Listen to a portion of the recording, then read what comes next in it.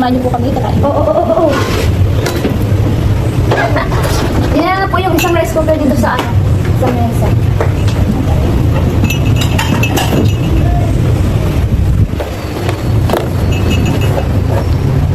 Oh.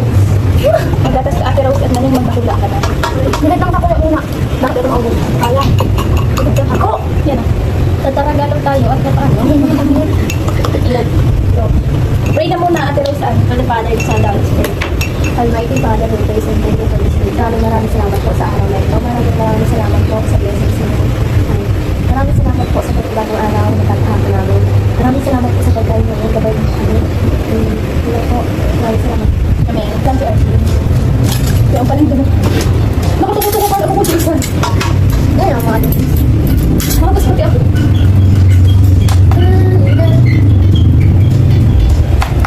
Balik lang kwat na. Hapon. May naman may patingin ito ba? Oo, sabi ni Mama, ano yung daan sila?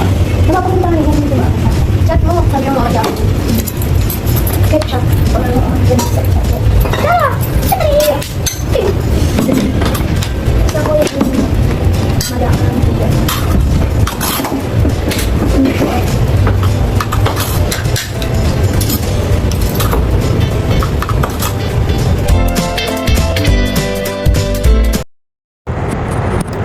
So mga kalingap, welcome back to my YouTube channel. Magandang araw po sa lahat. Sa amanda ko kayo ng mundo naroon ngayon. At siyempre ngayon po ay panibagong araw, panibagong reaction na naman tayo mga kalingap.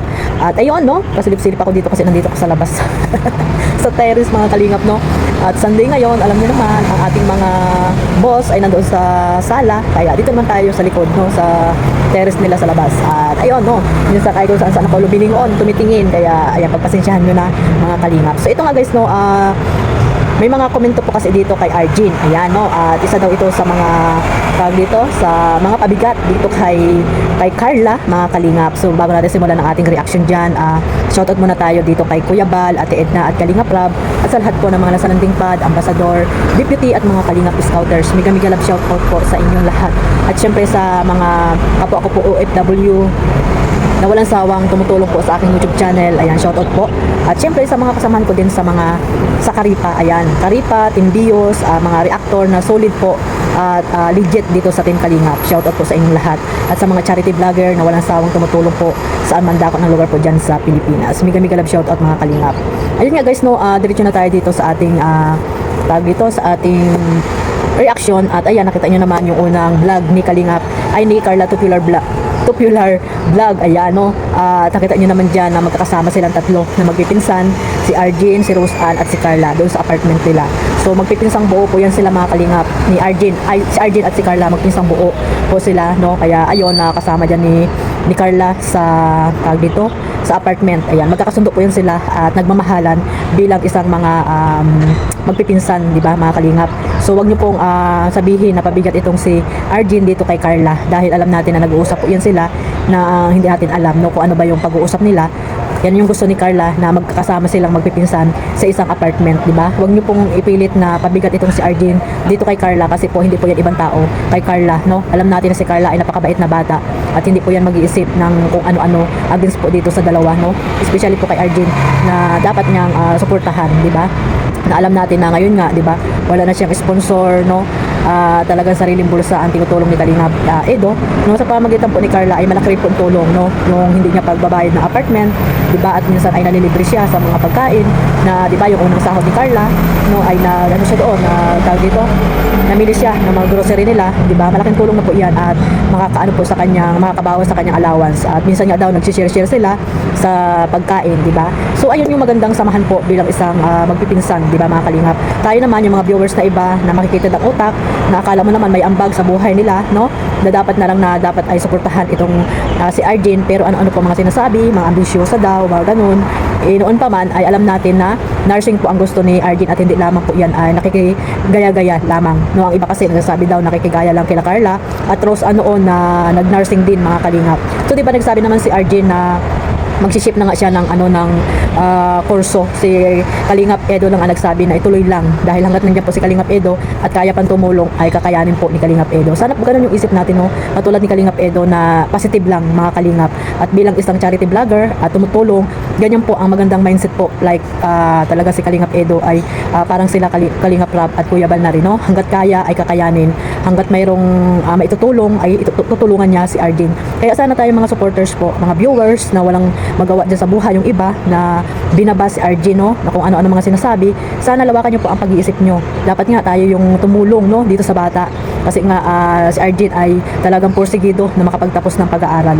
At para naman tayong mga guys, no, walang mga anak na hindi natin mararamdaman kung ano ba yung nararamdaman ni Arjin, kundi tayo pa rin yung unang bumabati ko sa kanya na walang basihan mga kalingap. Puro lang tayo pambabas dito sa bata na hindi naman natin alam kung ano ba talaga ang tunay na nangyayari kasi hindi naman natin sila nakasama, di ba? At sana tayo yung maging inspirasyon nila, di ba? Lagi ko po nung sinasabi mga kalingap, no? Huwag po tayong bas dito, bas doon kung ano-ano po mga sinasabi natin dito sa bata para lamang makapanira tayo ng isipan niya. So sana guys, iwasan natin yan, no? Kasi nga itong si Arjin ay napakabait naman na bata. Ayan, no? Siguro sa tingin nyo lang, di ba mga kalingap, ganyan naman yung mga kabataan ngayon, eh. Di ba, sa tingin nyo ay kakaiba, may mga ugaling hindi kakaiba. Pero sana hangga't hindi natin nakakasama or nakakasalamuha or nakakasama, no, ang isang tao, wag nating i-judge mga kalingap, no? Pagko-suportahan natin dahil sila po yung mga kabataan na porsigidong makapagtapos ng pag-aaral, even though po na napakahirap po ng buhay, no? Like Arjin, ayan, nandiyan naman si Kalingap Edo, nagpapasalamat naman siya lagi sa tulong ni Kalingap Edo, di ba? Yung iba diyan, sinisisi pa itong si Arjin, no? Sinisisi pa si Kalingap Edo kung bakit nawala ang sponsor ni Arjin, di ba mga kalingap? At ayun, nawala ng sponsor, I mean si Arjin. So sana may mag-sponsor pa rin kay Arjin ng mga kalingap para makapagtuloy-tuloy siya sa pag-aaral. Pero sabi naman ni Kalingap Edo, hanggat may maitutulong siya ay tuloy-tuloy po ang pag-aaral ni Arjin. So sana guys, iwasan natin yung pambabas dito kay Arjin, no? Tama na yung minsan na binas nyo na siya ng binas, di ba?